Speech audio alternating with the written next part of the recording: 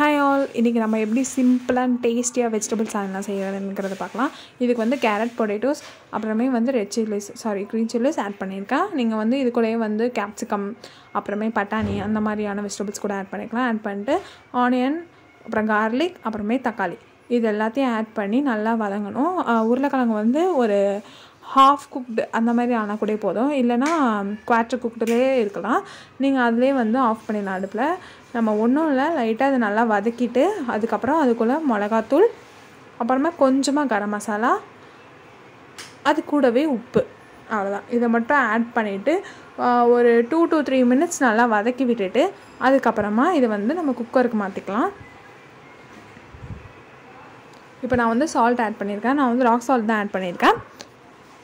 Add பண்ணிட்டு நல்லா அதை வந்து சால்டேட் பண்ணிவிட்டு லைட்டாக ஆயில் அப்ளை பண்ணி நல்லா வதக்குறேன். இப்போ வந்து இது இன்னொரு பாத்திரத்துக்கு மாற்றிக்கிறேன். இது நல்லா வதங்கினதுக்கப்புறமா கொஞ்சமாச்சும் அந்த பச்சை வாசனை நல்லா போயிருக்கணும், அப்போ தான் வந்து நல்லாயிருக்கும். இப்போ இதை வந்து இன்னொரு பாத்திரத்துக்கு மாற்றிட்டு இந்த லாஸ்ட் ஸ்டெப்பாக வெறும் தேங்காயை மட்டும் தண்ணி ஊற்றி அரைச்சி அதையும் இது கூட ஆட் பண்ணிக்கோங்க. ஆட் பண்ணிவிட்டு உங்களுக்கு தேவையான அளவுக்கு தண்ணி ஆட் பண்ணிக்கோங்க. நான் அந்த சும்மா அந்த பேனில் இருந்ததே வந்து தண்ணி ஆட் பண்ணிக்கிட்டேன்.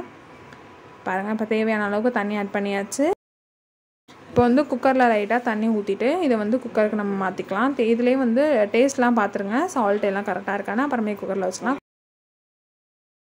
குக்கரில் அடியில் தண்ணி ஊற்றிட்டு இந்தமாரி மேலே அந்த பாத்திரத்தை வச்சு மூடி ஒரு 3 விசில் வரையும் வச்சுருங்க.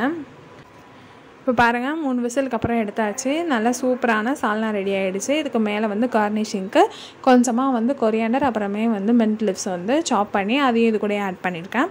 ஆட் பண்ணிட்டு நல்லா வந்து கிண்டி விடணும். லைட்டாக வந்து மசிச்சு விடுங்க, கொஞ்சம் திக்காகும் அதுக்காக. அவ்வளோதான்.